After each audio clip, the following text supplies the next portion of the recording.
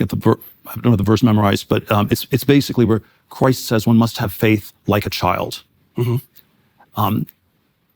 it's again, you can think it's like an abstract thing, but maybe it's again, we should always think more concretely. And the concrete question I would have is there a faith of a child that's being highlighted as especially noteworthy and worthy of emulation?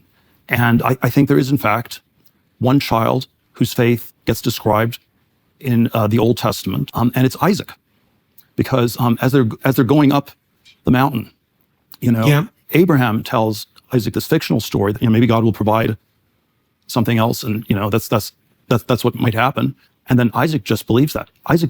Abraham believes he has to make sacrifice. That's the delusional faith of an adult who's read too much Kierkegaard or something.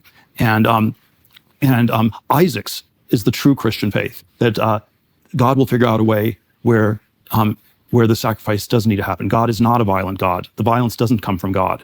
He's a loving God, and there's a way to do this without sacrifice.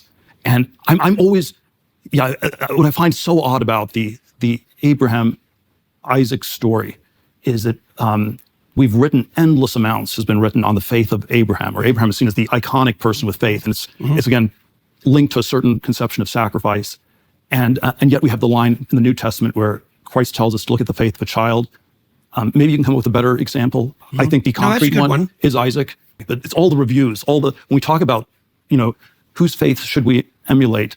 Yeah, the theologians, the philosophers, they always tell us you need to emulate the faith of Abraham. The way I understand Christ, I understand him to be telling me to emulate the faith of Isaac, which I think is very different, and maybe also very different on this question of sacrifice. Okay. There always are questions how one interprets the Christian account. I believe in the physical resurrection of Christ, both as an event that happened historically, but also as a promise.